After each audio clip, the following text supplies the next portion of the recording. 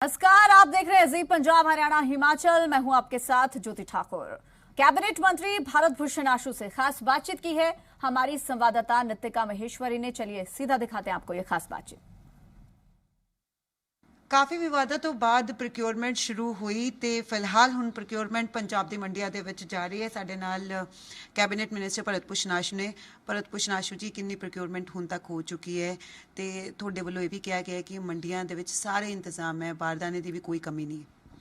ਬਿਲਕੁਲ 10 ਤਰੀਕ ਨੂੰ ਪ੍ਰੋਕਿਉਰਮੈਂਟ ਸ਼ੁਰੂ ਕੀਤੀ ਗਈ ਸੀ। 10 ਤਰੀਕ ਸ਼ਾਮ ਨੂੰ ਸਭ ਤੋਂ ਪਹਿਲੀ ਬੋਲੀ ਲੱਗੀ ਸੀ ਤੇ ਅੱਜ ਚੌਥਾ ਪੰਜਵਾਂ ਦਿਨ ਹੈ। 13 ਲੱਖ ਮੀਟ੍ਰਿਕ ਟਨ ਦੇ ਕਰੀਬ ਫਸਲ ਮਾਰਕੀਟ 'ਚ ਮੰਡੀਆਂ 'ਚ ਆ ਚੁੱਕੀ ਹੈ ਤੇ ਅਸੀਂ ਉਹਦੇ ਵਿੱਚੋਂ 10 ਲੱਖ ਮੀਟ੍ਰਿਕ ਟਨ ਤੋਂ ਉੱਪਰ ਖਰੀਦ ਕਰ ਚੁੱਕੇ ਹਾਂ। ਸਾਡੀਆਂ ਸਾਰੀਆਂ ਏਜੰਸੀਜ਼ ਉਹਨਾਂ ਨੂੰ ਖਰੀਦ ਕਰ ਚੁੱਕੀਆਂ। ਲਿਫਟਿੰਗ ਵੀ ਸਾਡੀ ਸ਼ੁਰੂ ਹੋ ਗਈ ਹੈ। ਤਕਰੀਬਨ 1.5 ਲੱਖ ਮੀਟ੍ਰਿਕ ਟਨ ਦੀ ਲਿਫਟਿੰਗ ਸ਼ੁਰੂ ਹੋ ਗਈ। ਅੱਜ ਉਹਦਾ ਪੇਸ ਵੀ बढ़ ਜਾਏਗਾ ਤੇ ਮੇਰਾ ਖਿਆਲ ਕਿਤੇ ਕੋਈ ਕਿਸੇ ਵੀ ਜਗ੍ਹਾ 'ਤੇ ਕੋਈ ਪ੍ਰੋਬਲਮ ਨਹੀਂ। ਥੋੜ੍ਹੀ ਜਿਹੀ ਐਂ ਲੱਗ ਰਿਹਾ ਸੀਗਾ ਏਜੰਸੀ ਟੂ ਏਜੰਸੀ, ਸ਼ਾਇਦ ਕਿਸੇ ਏਜੰਸੀ ਕੋਲ ਘੱਟ ਹੈ ਔਰ ਕਿਸੇ ਕੋਲ ਜ਼ਿਆਦਾ ਹੈ। ਉਹ ਵੀ ਕੱਲ੍ਹ ਆਰਡਰ ਕਰ ਦਿੱਤੇ ਗਏ ਆ ਵੀ ਏਜੰਸੀਆਂ ਇੱਕ ਦੂਸਰੇ ਤੋਂ ਸ਼ੇਅਰ ਕਰ ਸਕਦੀਆਂ ਬਾਰਦਾਨਾ। ਆਉਣ ਵਾਲੇ ਟਾਈਮ 'ਚ ਕਿਤੇ ਵੀ ਕੋਈ ਪ੍ਰੋਬਲਮ ਨਹੀਂ ਆਏਗੀ। ਅਕਾਲੀ ਦਲ ਦੇ ਸੀਨੀਅਰ ਲੀਡਰਸ ਨੇ, ਚਾਹੇ ਉਹ ਪ੍ਰੇਮ ਸਿੰਘ ਚੰਦੂਮਾਜਰਾ ਹੋਣ, ਦਲਜੀਤ ਸਿੰਘ ਚੀਮਾ ਹੋਣ, ਉਹ ਕਹਿ ਰਹੇ ਨੇ ਕਿ ਅਸੀਂ ਅਲੱਗ-ਅਲੱਗ ਮੰਡੀਆਂ ਦੇ ਵਿੱਚ ਦੌਰਾ ਕੀਤਾ ਤਾਂ ਉੱਥੇ ਦੇਖਿਆ ਬਾਰਦਾਨੇ ਦੀ ਕਮੀ ਹੈ। ਤਾਂ ਉਹਨਾਂ ਨੇ ਕਿਹਾ ਕਿ ਜਦੋਂ ਪ੍ਰੋਕਿਉਰਮੈਂਟ ਪਹਿਲਾਂ ਤਾਂ 10 ਦਿਨ ਲੇਟ ਸ਼ੁਰੂ ਕੀਤੀ ਤੇ ਹੁਣ ਬਾਰਦਾਨੇ ਦੀ ਕਮੀ? ਕੋਈ ਬਾਰਦਾਨੇ ਦੀ ਕਮੀ ਨਹੀਂ ਹੈ। ਹਾਲੇ ਮੰਡੀਆਂ 'ਚ ਫਸਲ ਆ ਰਹੀ ਹੈ। ਕੱਲ੍ਹ 5.5 ਪੌਣੇ 6 ਲੱਖ ਮੀਟ੍ਰਿਕ ਟਨ ਫਸਲ ਕੱਲ੍ਹ ਆਈ ਹੈ ਜ਼ਿਆਦਾ। ਉਸ ਤੋਂ ਪਹਿਲਾਂ ਤਾਂ ਫਸਲ ਹੀ ਹੈ ਨਹੀਂ ਸੀਗੀ ਤੇ ਬਾਰਦਾਨੇ ਦੀ ਕਮੀ ਕਿੱਥੋਂ ਆਉਣੀ? ਤਾਂ ਥੋੜ੍ਹਾ ਇਹ ਵਹਿਮ ਫੈਲਾਇਆ ਜਾ ਰਿਹਾ, ਜਿੱਦਾਂ ਮੈਂ ਤੁਹਾਡੇ ਚੈਨਲ ਰਾਹੀਂ ਸਾਰੇ ਕਿਸਾਨ ਭਰਾਵਾਂ ਨੂੰ ਔਰ ਆੜ੍ਹਤੀਆਂ ਨੂੰ ਕਹਾਂਗਾ ਕੋਈ ਬਾਰਦਾਨੇ ਦੀ ਪ੍ਰੋਬਲਮ ਨਹੀਂ ਹੈ। ਜਿੱਥੇ ਕੋਈ ਛੋਟੀ ਮੋਟੀ ਐਡੇ ਵੱਡਾ ਆਪਰੇਸ਼ਨ ਹੈ, ਕੋਈ ਮੁਸ਼ਕਿਲ ਆਏਗੀ, ਅਸੀਂ ਸਾਡੇ ਅਧਿਕਾਰੀ, ਅਸੀਂ ਆਪ ਲੋਕ ਬੈਠੇ ਹਾਂ, ਸਾਰੇ MDs ਮੰਡੀਆਂ ਨੂੰ ਵਿਜ਼ਿਟ ਕਰ ਰਹੇ ਆ, ਸਾਡੇ ਸੈਕਟਰੀ ਸਾਹਿਬਾਨ ਜਾ ਰਹੇ ਆ, ਡਾਇਰੈਕਟਰ ਜਾ ਰਹੇ ਆ। ਮੈਂ ਖੁਦ ਆਪ ਮੰਡੀਆਂ ਦੇ ਵਿੱਚ ਫਿਰਦਾ, ਪਿਛਲੇ 4 ਦਿਨਾਂ ਦਾ ਮੰਡੀਆਂ 'ਚ ਹੀ ਰਿਹਾ। ਜਿੱਥੇ ਜਿੱਥੇ ਕਿਸੇ ਨੂੰ ਵੀ ਕੋਈ ਵਹਿਮ ਆਉਂਦਾ ਉਹ ਦੂਰ ਕਰਦੇ ਜਾਂਦੇ ਆ। FCI ਦਾ ਬਹੁਤ ਵੱਡਾ ਇਸ਼ੂ ਆ ਰਿਹਾ ਕਿਤੇ ਕਿਤੇ ਵੀ FCI ਵੱਲੋਂ ਖਰੀਦ ਨਹੀਂ ਕਰਨੀ। ਆੜਤੀ ਥੋੜ੍ਹੇ ਅੜੇ ਬੈਠੇ ਆ, ਉਹਨਾਂ ਦੇ ਉਹ ਲੈਂਡ ਰਿਕਾਰਡ ਮੰਗ ਰਹੇ ਸੀਗੇ, ਉਹ ਚਿੱਠੀ ਜਾਰੀ ਹੋ ਗਈ ਵੀ ਕੋਈ ਲੈਂਡ ਰਿਕਾਰਡ ਦੀ ਜ਼ਰੂਰਤ ਨਹੀਂ ਹੈ।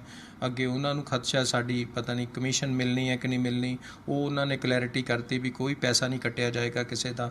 EPF ਦਾ ਇੱਕ ਇਸ਼ੂ ਹੈ, ਉਹ ਵੀ ਇੱਕ ਅੱਧੇ ਦਿਨ 'ਚ ਕਲੀਅਰ ਹੋ ਕੇ ਆ ਜਾਣਾ। ਜਦੋਂ 10 ਤਰੀਕ ਨੂੰ CM ਸਾਹਿਬ ਨੇ ਆੜਤੀਆਂ ਨਾਲ ਮੀਟਿੰਗ ਕਰਕੇ ਪ੍ਰੋਕਿਉਰਮੈਂਟ ਸ਼ੁਰੂ ਕਰਵਾਈ ਸੀਗੀ, ਉਹਨਾਂ ਨੇ ਆਪਣੀ ਹੜਤਾਲ ਵਾਪਸ ਲਈ ਸੀ। ਉਹਦੇ 'ਚ ਬਕਾਇਦਾ ਤੌਰ 'ਤੇ ਇਹ ਸਾਰੀਆਂ ਮੰਗਾਂ ਉਹਨਾਂ ਦੀਆਂ ਮੰਨੀਆਂ ਸੀਗੀਆਂ। ਉਦੋਂ GM FCI ਨੂੰ ਵੀ ਹਦਾਇਤਾਂ ਜਾਰੀ ਕੀਤੀਆਂ ਗਈਆਂ ਸੀਗੀਆਂ ਵੀ ਕੋਈ ਮੁਸ਼ਕਿਲ ਕਿਸੇ ਨੂੰ ਆਉਣ ਨਹੀਂ ਦਿੱਤੀ ਜਾਣੀ ਚਾਹੀਦੀ। ਚਾਹੇ FCI ਸੈਂਟਰ ਦੇ ਥੱਲੇ ਹੈ, ਪਰ ਜਦੋਂ ਸਾਰੇ ਸਾਡੇ ਮੰਤਰੀਆਂ ਦਾ ਵਫਦ ਮਿਲਿਆ ਸੀ ਪਿਊਸ਼ ਗੋਇਲ ਜੀ ਨੂੰ, ਉਹ ਸਾਰੀਆਂ ਮੰਗਾਂ ਉੱਥੇ ਰੱਖੀਆਂ ਗਈਆਂ ਸੀਗੀਆਂ ਵੀ ਇਹਨਾਂ ਚੀਜ਼ਾਂ ਨਾਲ ਪ੍ਰੋਕਿਉਰਮੈਂਟ ਇਫੈਕਟ ਕਰ ਸਕਦੀ ਹੈ ਤੇ ਕਾਫੀ ਚੀਜ਼ਾਂ ਦੀ ਕਲੈਰਿਟੀ ਉਹਨਾਂ ਨੇ ਲੈ ਆਂਦੀ ਸੀਗੀ। ਪਰ ਹਾਂ, ਥੋੜ੍ਹੇ ਵਹਿਮ ਭਰਮ ਹੈ, ਇਸ ਕਰਕੇ ਤੁਹਾਡੀ ਵੀ ਬਹੁਤ ਜ਼ਰੂਰਤ ਹੈ ਵੀ ਉਹਨਾਂ ਦੇ ਮਨਾਂ 'ਚ ਜੇ ਕੋਈ ਵਹਿਮ ਹੈ ਉਹ ਦੂਰ ਕੀਤਾ ਜਾਵੇ। ਪ੍ਰੋਕਿਉਰਮੈਂਟ ਬੜੀ ਸਮੂਥ ਰਹੇਗੀ, ਸਟੈਗਰਡ ਵੇ ਨਾਲ ਰਹੇਗੀ। ਕੋਵਿਡ ਤੋਂ ਬਚਾਉਣ ਕਰਕੇ ਜਿਹੜੇ ਹੈਲਥ ਪ੍ਰੋਟੋਕੋਲਸ ਨੇ ਉਹ ਵੀ ਫਾਲੋ ਕੀਤੇ ਜਾਣਗੇ। ਮੰਡੀਆਂ ਦੀ ਤਾਦਾਦ ਵਧਾਉਣ ਦੇ ਨਾਲ ਉਹਨਾਂ 'ਚ ਅਰੇਂਜਮੈਂਟ ਵੀ ਕੀਤੇ ਗਏ ਨੇ ਔਰ ਸਭ ਤੋਂ ਬੜੀ ਗੱਲ ਬਾਰਦਾਨਾ ਸਾਡੇ ਕੋਲ ਸਫੀਸ਼ੀਐਂਟ ਹੈਗਾ, ਕਿਸੇ ਨੂੰ ਕੋਈ ਮੁਸ਼ਕਿਲ ਨਹੀਂ ਆਏਗੀ। ਅੱਜ ਅਸੀਂ 10 ਲੱਖ ਦੇ ਕਰੀਬ ਪ੍ਰੋਕਿਉਰ ਕਰ ਚੁੱਕੇ ਹਾਂ। ਜੇ ਬਾਰਦਾਨਾ ਹੈਗਾ ਤਾਂ ਹੀ ਅਸੀਂ ਬੋਰੀਆਂ ਭਰ ਰਹੇ ਹਾਂ। ਸਾਰਾ ਮੁੱਦਾ ਸੁਲਝ ਗਿਆ ਜਾਂ ਹਾਲੇ ਵੀ ਕਿਤੇ ਨਾ ਕਿਤੇ ਕੋਈ ਕਲੈਰਿਟੀ ਦੀ ਜ਼ਰੂਰਤ ਹੈ? ਜਿਵੇਂ ਤੁਸੀਂ ਖੁਦ ਵੀ ਦੱਸ ਰਹੇ ਹੋ ਕਿ FCI ਦੀ ਖਰੀਦ ਨਾਲ ਜੇ ਜੁੜੀ ਹੋਈ ਗੱਲ ਕੀਤੀ ਜਾਵੇ ਤਾਂ ਆੜਤੀ ਹਾਲੇ ਵੀ ਕਿਤੇ ਨਾ ਕਿਤੇ ਅੜੇ ਹੋਏ ਨੇ।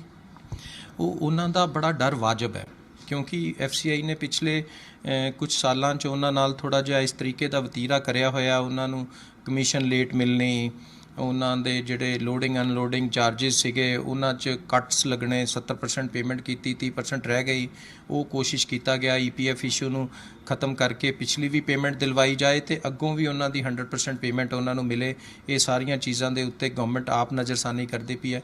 CM ਸਾਹਿਬ ਆਪ ਨਜ਼ਰ ਰੱਖਦੇ ਆ, ਮੀਟਿੰਗਸ ਲੈਂਦੇ ਆ। ਸਾਰਾ ਸਟਾਫ, ਡਿਸਟ੍ਰਿਕਟ ਐਡਮਿਨਿਸਟ੍ਰੇਸ਼ਨਸ, DCs, SDMs, ਸਾਡੇ ਪ੍ਰੋਕਿਉਰਿੰਗ ਏਜੰਸੀਜ਼ ਦੇ MDs, DMs, ਉਹ ਸਭ ਮੰਡੀਆਂ 'ਚ ਹੈ। ਕਿਤੇ ਵੀ ਕੋਈ ਮੁਸ਼ਕਿਲ ਆਏਗੀ ਇੱਕੋ ਦਮ ਅਸੀਂ ਉਹਨਾਂ ਨੂੰ ਅਫਸਰਾਂ ਨੂੰ ਉੱਥੇ ਭੇਜ ਕੇ ਉਹਨੂੰ ਹੱਲ ਕਰਾਂਗੇ। ਅਗਰ ਕਿਸੇ ਵੀ ਮੰਡੀ 'ਚ ਆ ਜਾਂਦੀ ਹੈ, ਕਿਉਂਕਿ ਮੰਡੀਆਂ ਦੀ ਤਾਦਾਦ 3500 ਤੋਂ ਉੱਤੇ ਹੈ, ਕਿਤੇ ਵੀ ਕੋਈ ਮੁਸ਼ਕਿਲ ਛੋਟੀ ਮੋਟੀ ਆ ਸਕਦੀ ਹੈ, ਪਰ ਸਾਰਾ ਅਮਲਾ ਬਿਲਕੁਲ ਤਿਆਰ ਬੈਠਾ, ਕਿਤੇ ਮੁਸ਼ਕਿਲ ਆਉਣ ਨਹੀਂ ਦਿੱਤੀ ਜਾਏਗੀ। ਇੱਕ ਦਾਣਾ ਚੁੱਕਿਆ ਜਾਏਗਾ, ਉਹਦੀ ਪੇਮੈਂਟ ਕੀਤੀ ਜਾਏਗੀ, ਕਿਸੇ ਨੂੰ ਮੰਡੀਆਂ 'ਚ ਖਰਾਬ ਨਹੀਂ ਹੋਣ ਦਿੱਤਾ ਜਾਏਗਾ। ਕੋਵਿਡ ਦੀ ਤੁਸੀਂ ਗੱਲ ਕੀਤੀ ਹੈ, ਸਾਰੇ ਇੰਤਜ਼ਾਮ ਮੰਡੀਆਂ ਦੇ ਵਿੱਚ ਕੀਤੇ ਹੋਏ ਨੇ। ਹਰ ਜਗ੍ਹਾ 'ਤੇ ਦੌਰਾ ਜਿਹੜਾ ਕੀਤਾ ਜਾ ਰਿਹਾ, ਪ੍ਰਸ਼ਾਸਨ ਨੂੰ ਕਿਹਾ ਹੋਇਆ ਹੈ ਕਿ ਜਿਹੜੇ ਅਧਿਕਾਰੀ ਨੇ ਉਹ ਲਗਾਤਾਰ ਦੌਰਾ ਕਰਦੇ ਰਹੇ?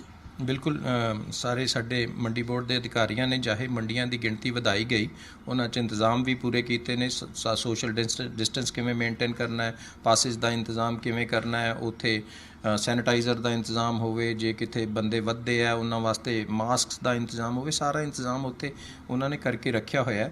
ਔਰ ਹੁਣ ਤਾਂ ਸਾਡੀ ਤੁਹਾਡੇ ਰਾਹੀਂ ਅਪੀਲ ਹੈ ਸਾਰੇ ਕਿਸਾਨ ਭਰਾਵਾਂ ਨੂੰ ਵੀ ਬਿਲਕੁਲ ਪਾਸਿਸ ਲੈ ਕੇ ਸਟੈਗਰਡ ਵੇ ਨਾਲ ਵਾਰੀ ਆਓ, ਤੁਹਾਡੀ ਸਾਰੀ ਫਸਲ ਇੱਕ ਦਾਣਾ ਚੱਕਿਆ ਜਾਏਗਾ। ਕਾਲ ਨਹੀਂ ਕਰੋਗੇ ਉਹਨੇ 'ਚ ਤੁਹਾਡੇ ਪਰਿਵਾਰਾਂ ਦੀਆਂ, ਤੁਹਾਡੇ ਸਮਾਜ ਦੀਆਂ ਜਾਨਾਂ ਉਨੀਆਂ ਹੀ ਸੇਫ ਰਹਿਣਗੀਆਂ। ਪ੍ਰੋਕਿਉਰਮੈਂਟ ਤਾਂ ਚਲੋ ਸ਼ੁਰੂ ਹੋ ਗਈ, ਪਰ ਜੇ ਗੱਲ ਕਰੀਏ ਚੋਣਾਂ ਨੂੰ ਸਿਰਫ ਔਰ ਸਿਰਫ 1 ਸਾਲ ਜਿਹੜਾ ਰਹਿ ਗਿਆ, 1 ਸਾਲ ਤੋਂ ਵੀ ਘੱਟ ਦਾ ਸਮਾਂ ਰਹਿ ਗਿਆ। ਕਰਜ਼ਾ ਮਾਫੀ ਜਿਹੜਾ ਹੈ ਇਸ ਤੋਂ ਬਾਅਦ ਸ਼ੁਰੂ ਹੋਏਗਾ ਪ੍ਰੋਕਿਉਰਮੈਂਟ ਖਤਮ ਹੋਣ ਤੋਂ ਬਾਅਦ? ਕਿਉਂਕਿ ਹਾਲੇ ਵੀ ਬਥੇਰੇ ਕਿਸਾਨ ਨੇ ਜਿਹੜੇ ਇੰਤਜ਼ਾਰ ਕਰ ਰਹੇ ਨੇ, ਕਿਉਂਕਿ ਵਾਅਦਾ ਜਿਹੜਾ ਹੈ ਕਾਂਗਰਸ ਪਾਰਟੀ ਨੇ ਕੀਤਾ ਸੀ ਕਿ ਕਰਜ਼ਾ ਮਾਫੀ ਕੀਤੀ ਜਾਏਗੀ। 5000 ਕਰੋੜ ਦੇ ਕਰੀਬ ਕਰਜ਼ਾ ਮਾਫੀ ਕੀਤੀ ਗਈ।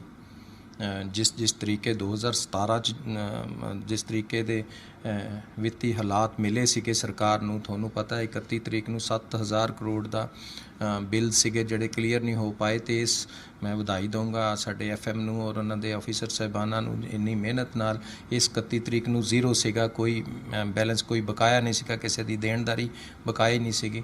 ਅਤੇ ਉਹਨਾਂ ਹਾਲਾਤਾਂ ਦੇ ਵਿੱਚੋਂ ਜਿਸ ਤਰੀਕੇ ਜਿੰਨੇ ਵਾਅਦੇ ਸੀਗੇ ਪੂਰੇ ਕੀਤੇ ਜਾ ਸਕਦੇ, ਬੜੇ ਬਖੂਬੀ ਕੀਤੇ। 5000 ਕਰੋੜ ਤੱਕ ਦੇ ਕਰਜ਼ੇ ਮਾਫ ਕੀਤੇ ਗਏ, ਸਬਸਿਡੀ ਉੱਦਾਂ ਹੀ ਜਾਰੀ ਰਹੀ ਔਰ ਤਕਰੀਬਨ ਵਧਾਈ ਗਈ, ਕਿਉਂਕਿ ਉਹਦੇ 'ਚ ਡੋਮੈਸਟਿਕ ਸੈਕਟਰ ਔਰ ਇੰਡਸਟਰੀਅਲ ਸੈਕਟਰ ਵੀ ਵਿੱਚ ਇਨਕਲੂਡ ਕੀਤਾ ਗਿਆ। ਅੱਜ ਜਿਹੜੀ ਬਿਜਲੀ ਦੀ ਸਬਸਿਡੀ ਆ ਉਹ ਹਿੰਦੁਸਤਾਨ 'ਚ ਤਕਰੀਬਨ ਸਾਰੇ ਸਟੇਟਾਂ ਨਾਲੋਂ ਸਭ ਤੋਂ ਜ਼ਿਆਦਾ ਆ। ਇਸ ਤਰੀਕੇ ਜਿਹੜੇ ਅੱਗੋਂ ਫੇਜ਼ਿਸ ਦੇ ਵਿੱਚ ਕਰਜ਼ਾ ਮਾਫੀ ਚੱਲਦੀ ਸੀਗੀ। ਲੈਂਡਲੈਸ ਫਾਰਮਰਸ ਦਾ ਕਰਜ਼ਾ ਮਾਫ ਹੋ ਰਿਹਾ, ਰੀਸੈਂਟਲੀ ਆਏਗਾ, ਹੁਣੇ 10-15 ਦਿਨਾਂ 'ਚ ਤੁਹਾਡੇ ਸਾਹਮਣੇ ਹੀ ਆ ਜਾਏਗਾ। ਜਿਵੇਂ ਜੋ ਫਾਈਨੈਂਸਿਸ ਅਲਾਓ ਕਰਦੇ ਜਾਂਦੇ ਆ, ਪੰਜਾਬ ਸਰਕਾਰ ਆਪਣੇ ਵਾਅਦੇ ਪੂਰੇ ਕਰਦੀ ਜਾ ਰਹੀ ਹੈ। ਤਕਰੀਬਨ 85-86% ਕਰ ਚੁੱਕੇ ਆ। ਜਿਹੜੇ 10-15% ਵਾਅਦੇ ਰਹਿ ਗਏ, ਪੂਰਾ ਸਾਲ ਪਿਆ, ਇਹਦੇ 'ਚ ਉਹ ਵੀ ਪੂਰੇ ਹੋ ਜਾਣਗੇ। ਤੁਹਾਨੂੰ ਲੱਗਦਾ ਜੇ ਕੁੰਵਰ ਵਿਜੇ ਪ੍ਰਤਾਪ ਕਿਉਂਕਿ ਹਾਲੇ ਵੀ ਆਪਣੇ ਅਸਤੀਫੇ 'ਤੇ ਅੜੇ ਹੋਏ ਨੇ, ਤਾਂ ਇਹ ਜਿਹੜੀ ਇਨਵੈਸਟੀਗੇਸ਼ਨ ਹੁਣ ਤੱਕ ਹੈ ਉਹ ਜ਼ੀਰੋ ਹੋ ਜਾਏਗੀ? ਜ਼ੀਰੋ ਤਾਂ ਕੁਝ ਵੀ ਨਹੀਂ ਹੁੰਦਾ, ਪਰ ਉਹਨਾਂ ਦੀ ਇਨਵੈਸਟੀਗੇਸ਼ਨ ਮੱਦੇਨਜ਼ਰ ਰੱਖਦੀ ਹੈ।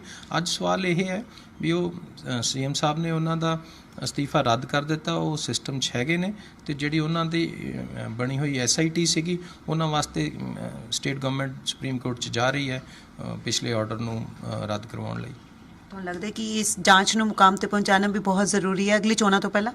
ਪੰਜਾਬੀਆਂ ਵਾਸਤੇ ਬਹੁਤ ਜ਼ਰੂਰੀ ਹੈ, ਅਤੇ ਉਹ ਸਰਕਾਰਾਂ ਦਾ ਫਰਜ਼ ਬਣਦਾ ਜੋ ਲੋਕ ਆਵਾਜ਼ ਹੈ ਉਹਦੇ ਮੁਤਾਬਕ ਇਹਨੂੰ ਛੇਤੀ ਤੋਂ ਛੇਤੀ ਕਿਸੇ ਸਿੱਟੇ 'ਤੇ ਪਹੁੰਚਾਇਆ ਜਾਵੇ। ਅਗਲੇ 1 ਸਾਲ 'ਚ ਦੇਖ ਸਕਦੇ ਹੋ ਕਿ ਪੋਲੀਟੀਕਲ ਜਿਹੜੇ ਸਮੀਕਰਨ ਨੇ ਬਹੁਤ ਬਦਲਦੇ ਹੋਏ ਨਜ਼ਰ ਆਉਣਗੇ, ਕਿਉਂਕਿ ਸ਼੍ਰੋਮਣੀ ਅਕਾਲੀ ਦਲ ਟਕਸਾਲੀ ਅਤੇ ਸ਼੍ਰੋਮਣੀ ਅਕਾਲੀ ਦਲ ਡੈਮੋਕ੍ਰੈਟਿਕ ਪਾਰਟੀ ਦਾ ਅਲਾਇੰਸ ਹੋਣ ਵਾਲਾ ਹੈ। 17 ਨੂੰ ਕਿਹਾ ਜਾ ਰਿਹਾ ਕਿ ਰਸਮੀ ਐਲਾਨ ਜਿਹੜਾ ਹੈ ਕਰ ਦਿੱਤਾ ਜਾਏਗਾ। ਹਲੇ ਬਹੁਤ ਚੀਜ਼ਾਂ ਹੋਣੀਆਂ, ਬੜੇ ਅਲਾਇੰਸਿਸ ਹੋਣੇ ਨੇ, ਲੋਕ ਇੱਧਰ ਉੱਧਰ ਸ਼ਫਲ ਹੋਣੇ ਨੇ, ਕੁਝ ਨਹੀਂ ਪਤਾ ਕੀ ਕੀਤਾ ਜਾ ਸਕਦਾ। ਪਰ ਸਭ ਤੋਂ ਜ਼ਰੂਰੀ ਚੀਜ਼ ਹੈ ਤੁਹਾਡੇ 4 ਸਾਲ ਦੀ ਕਾਰਗੁਜ਼ਾਰੀ, ਅਤੇ 5ਵੇਂ ਸਾਲ ਨੂੰ ਉਸ ਕਾਰਗੁਜ਼ਾਰੀ ਨੂੰ ਅੱਗੇ ਕਿਵੇਂ ਕੰਟੀਨਿਊ ਰੱਖਣਾ, ਅਤੇ ਉਹਦਾ ਲੋਕਾਂ 'ਚ ਇੰਪੈਕਟ ਕਿਹੋ ਜਿਹਾ ਰਹਿੰਦਾ, ਇਸ ਚੀਜ਼ ਨੂੰ ਦੇਖਣ ਦੀ ਜ਼ਰੂਰਤ ਹੈ। ਪੋਲੀਟਿਕਸ 'ਚ ਕੌਣ ਕਿਹਦੇ ਨਾਲ ਜੁੜ ਰਿਹਾ ਉਹਦੇ 'ਤੇ ਇੰਨਾ ਜ਼ਿਆਦਾ ਦੇਖਣ ਦੀ ਜ਼ਰੂਰਤ ਨਹੀਂ। ਫੋਕਸ ਆਪਣਾ ਬਿਲਕੁਲ ਖੋਣਾ ਚਾਹੀਦਾ ਨਹੀਂ। ਹਮੇਸ਼ਾ ਜਿਹੜੀ ਲੜਾਈ ਤੁਹਾਡੀ ਆਪਣੇ ਆਪ ਨਾਲ ਰਹਿਣੀ ਚਾਹੀਦੀ ਹੈ, ਜੋ ਤੁਸੀਂ ਪਿਛਲੇ ਸਾਲ ਅਚੀਵ ਕੀਤਾ ਉਸ ਤੋਂ ਜ਼ਿਆਦਾ ਕਿਵੇਂ ਅਚੀਵ ਕਰਨਾ ਹੈ। ਉਹਨਾਂ ਦੇ ਅਲਾਇੰਸ ਨਾਲ ਸ਼੍ਰੋਮਣੀ ਅਕਾਲੀ ਦਲ ਨੂੰ ਤਾਂ ਜ਼ਰੂਰ ਲਾਸ ਹੋਏਗਾ। ਤੁਹਾਨੂੰ ਲੱਗਦਾ ਹੈ ਕਿ ਇਸ ਨਾਲ ਕਾਂਗਰਸ ਪਾਰਟੀ ਤੇ ਆਮ ਆਦਮੀ ਪਾਰਟੀ ਨੂੰ ਫਾਇਦਾ ਹੋ ਸਕਦਾ ਹੈ, BJP ਨੂੰ ਫਾਇਦਾ ਹੋ ਸਕਦਾ ਹੈ? ਕਿਸੇ ਦੇ ਨੁਕਸਾਨ 'ਤੇ ਆਪਣਾ ਫਾਇਦਾ ਢੂੰਡਣਾ ਇਹ ਵੀ ਬਹੁਤ ਸਿਆਣਪ ਨਹੀਂ ਹੈ। ਅਸੀਂ ਫਾਇਦਾ ਸਿਰਫ ਆਪਣੀ ਕਾਰਗੁਜ਼ਾਰੀ ਜੋ ਅਸੀਂ ਕੀਤਾ, ਆਪਣੀ ਪਾਲਿਸੀਜ਼ 'ਤੇ ਉਹ ਪਾਲਿਸੀਆਂ ਦਾ ਲੋਕਾਂ ਨੂੰ ਕੀ ਫਾਇਦਾ ਹੁੰਦਾ ਹੈ ਉਹਦੇ 'ਤੇ ਲਵਾਂਗੇ। 2022 ਦੇ ਵਿੱਚ ਕਿਸ ਨੂੰ ਤੁਸੀਂ ਚੁਣੌਤੀ ਮੰਨਦੇ ਹੋ, ਕਿਹੜੀ ਪਾਰਟੀ ਨੂੰ? ਮੈਂ ਤਾਂ ਤੁਹਾਨੂੰ ਪਹਿਲਾਂ ਹੀ ਕਹਿ ਚੁੱਕਿਆ ਵੀ ਸਾਡਾ ਮੁਕਾਬਲਾ ਆਪਣੇ ਨਾਲ ਹੈ। ਜੋ ਪਰਫਾਰਮੈਂਸ ਸਾਡੀ 2017 ਸੀਗੀ, ਅਸੀਂ ਉਹਨਾਂ ਨੂੰ ਕਿਵੇਂ ਬੀਟ ਕਰਕੇ ਅੱਗੇ ਨਿਕਲਣਾ, ਅਸੀਂ ਆਪਣੇ ਆਪ ਨਾਲ ਹੀ ਮੁਕਾਬਲਾ ਕਰਾਂਗੇ, ਬਾਕੀਆਂ ਨੂੰ ਅਸੀਂ ਵੇਖ ਹੀ ਨਹੀਂ ਰਹੇ। ਕੈਮਰਾਮੈਨ ਭਰਤ ਦੇ ਨਾਲ ਨਿਤਿਕਾ ਮਹੇਸ਼ਵਰੀ, ਜ਼ੀ ਮੀਡੀਆ, ਚੰਡੀਗੜ੍ਹ।